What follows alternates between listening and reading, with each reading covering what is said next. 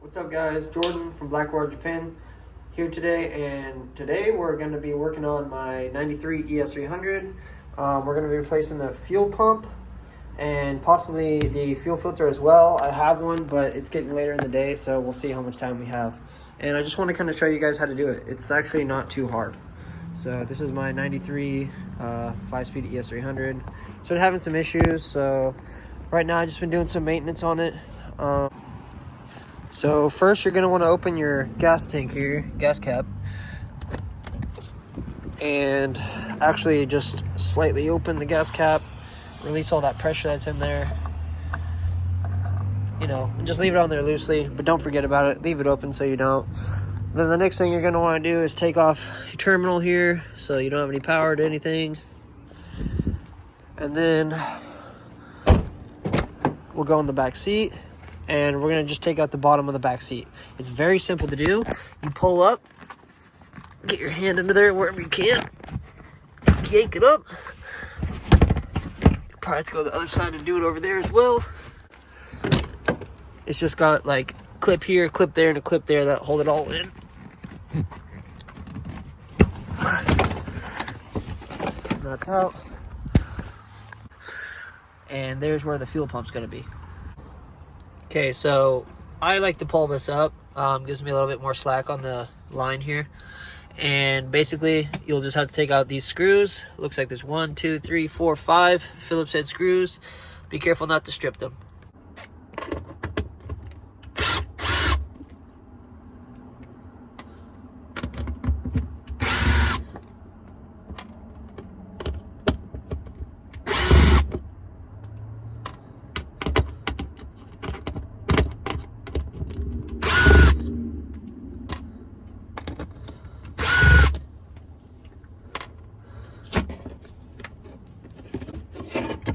So once you get that up, there's an electrical connector here.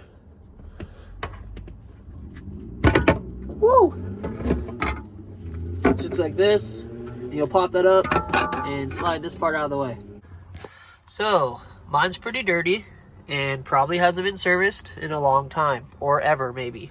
So mine has a bunch of dirt on here, and when you take off that fuel pump system right here, you're not going to want any of that dirt to fall in your gas tank. So it's a really smart thing to either get some pressurized air and blow it out, or vacuum and vacuum it up really quick. So I'm going to do that really fast.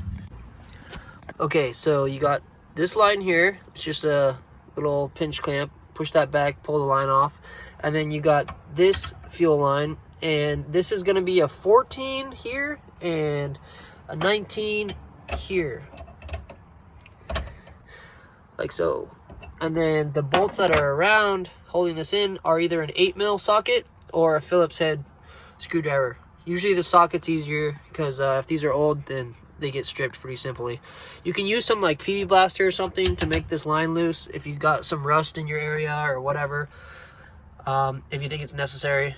So alright, once you get these lines off, then you can start working on the bolts around. Mine really weren't that bad. Didn't take me very much effort at all, so maybe you'll get lucky too.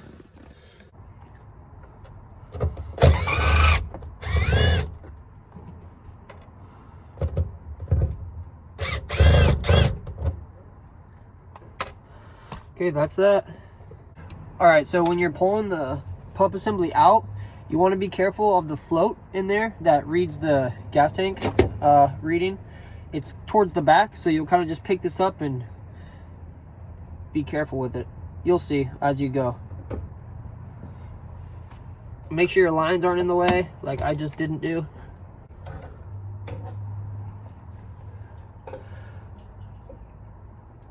Okay, and then it's out. My rubber seal that goes right here around the tank got stuck just now, so I was kind of confused for a second, but yeah, on to the next thing. And I like to just put a little rag over the hole just in case, so nothing else that flies in here, any debris or bugs fly in there. And I'll let that sit like that while I'm working on the other stuff. Okay, so here is the fuel pump assembly with the hanger and everything, the filter sock, the float, What I just noticed is that this isn't even connected in there. So that's like telling me that could have been my issue this whole time. I don't know, but while I'm here, I'm going to replace the pump as well. I'll hold on to this pump just in case this is a good pump.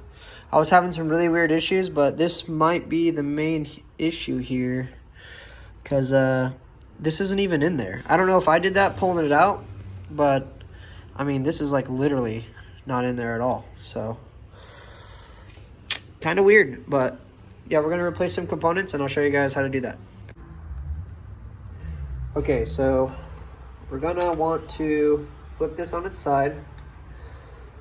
First thing you're going to want to do is pull these off. Mine's already off, which is ridiculous. So that's the first thing you're going to want to do is pull this little hose out of here. And then basically just push this down and out like that. Now, you're going to want to remove that hose. I'm going to remove it when I go to put the new one on. And I'm going to reuse this filter sock assembly. So now the only thing is this clip here that provides it power. So I'm just going to unplug that. And then for the filter sock, there is a little retainer ring on there. You're going to want to keep that, and the sock itself. So you just basically are going to pry that little retainer ring off and then pry this off, and just be very careful. Oh no, that flew off. There's no way I'm going to find that. Good thing the new one comes with one. Hopefully I can use that.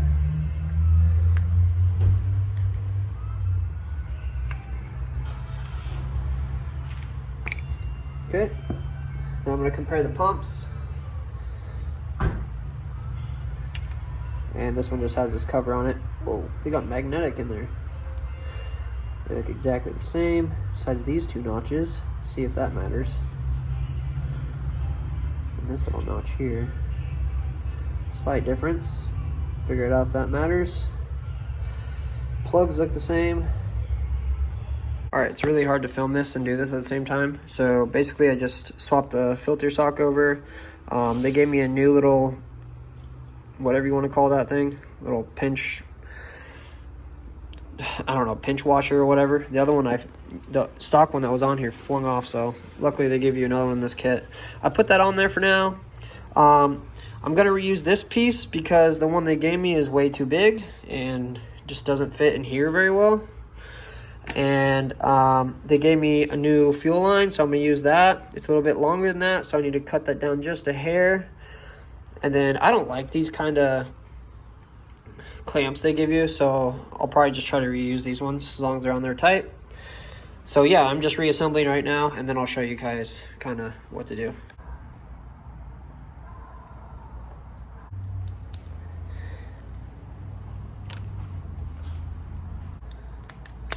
Ah! Don't let them pinch you.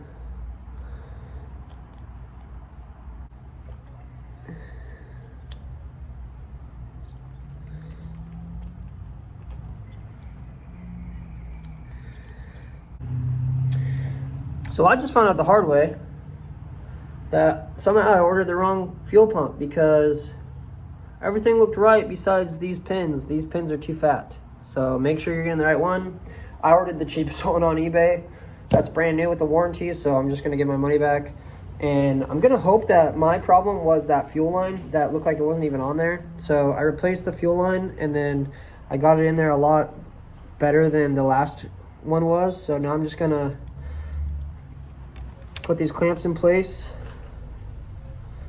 and reassemble and hope that that was my problem, because the car would run and then it would die. So I'm assuming I just had that fuel problem there, like it wasn't getting enough fuel or something. But we'll find out. It's not too hard to do this job, so that's good. So everything's pretty much back together now, and it's pretty much time just to put it back.